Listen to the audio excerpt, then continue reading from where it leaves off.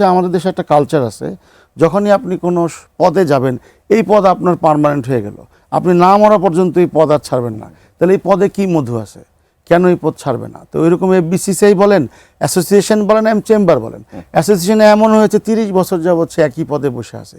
সেটা একটা সুন্দর সংস্কার নিয়ে আসছে যে পরপর 2বারের বেশি একই পদে থাকা যাবে না। আপনি অন্য পদে যান, এফবিসিসিতে ডিরেক্টর হতে গেলে পরপর 2বার হবেন, এরপর আপনি একবার ড্রপ করবেন। হ্যাঁ, যে যাদের সাথে যারা ভোট বাণিজ্য করে, যারা ওই যে তথাকথিত যারা নব্য ব্যবসায়ী, যাদের একটা আইডেন্টিটি দরকার, এবং যখন যে প্রাইম মিনিস্টার থাকবে বা বিভিন্ন এক্সেস থাকবে বিভিন্ন জায়গায়, তারা একটা ভিআইপি মর্যাদা পাবেন, প্রাইম মিনিস্টারের সাথে দেশ বিদেশ ঘুরে বেড়াবেন, নিজেদের জন্য ব্যাংক নেবেন, নিজেদের জন্য বিমা নেবেন, নিজেদের জন্য আপনার লিজিং কোম্পানি নেবেন, নিজেদের জন্য লাইফ ইন্স্যুরেন্স নেবেন, নিজেদের জন্য প্লট নেবেন, নিজেদের জন্য ব্যবসা বলেন যাই বলেন ফ্যাসিলিটি করবেন, নিজেদের জন্য ট্যাক্সগুলো একটা সুবিধা নেবেন।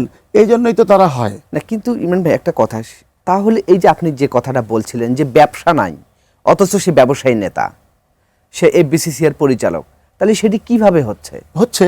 কারণ ওই যে আপনার বললাম যে ভুইফর যে সংগঠনগুলো আছে, একই সেক্টরে আপনার 8টা-10টা করে সংগঠন, এবং এমনও দেখা গেছে রিপোর্টে দেখলাম আমরা, একটা লোক 4-5টা প্রতিষ্ঠানের সে এটার প্রতিষ্ঠাতা, এবং ওইখানে তাদের মনোনীত লোককে জিবি মেম্বার করে দেওয়া হচ্ছে টাকার বিনিময়ে।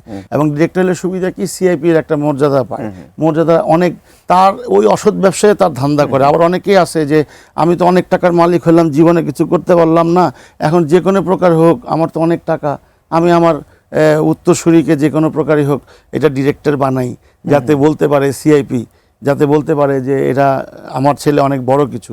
তো এইটাই তো উত্তরাধিকার সূত্রে অনেকে বাবা করে গেছে, ছেলে আছে, তো সেটা আমাদের কোনো অসুবিধা নাই। কিন্তু আমাদের যে প্রান্তিক ব্যবসায়ী নিয়ে আমি সবসময় সোচ্চার ছিলাম যে 5ই আগস্টের পরে যে ইন্ডাস্ট্রিগুলো বন্ধ, আপনি যে এই দেশের যে চরম ইকোনমিক ক্রাইসিস চলছে, আপনার যখন যে কোনো রাষ্ট্রপ্রধানই যখন থাকে চেয়ারে, তখন তারা অন্ধ হয়ে যায়, কারণ সিস্টেম তাদেরকে অন্ধ করে ফেলে, সিস্টেম তাদেরকে অনুভূতি শূন্য করে ফেলে।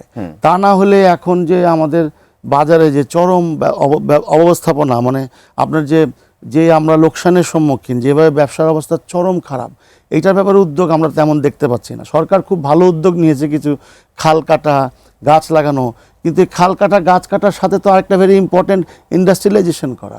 সেই যে ইন্ডাস্ট্রিগুলো বন্ধ হয়ে গেছে এই আপনার আন্দোলনের পরে, যে সরকারে ছিল তাদের ইন্ডাস্ট্রিগুলো, এই যে লক্ষ লক্ষ বেকার, প্রায় 20 লক্ষ 25 লক্ষ শুনছি যে এই বেকার হয়ে গেছে, সেই ইন্ডাস্ট্রিগুলো চালু করার ক্ষেত্রে তো আমি 6 মাসে এই নতুন, আগের ইন্টারিম গভর্নমেন্ট বাদ দিলাম, এই 6 মাসে তো এই সরকারের কোনো উদ্যোগ ওইভাবে দেখতে পাচ্ছি না।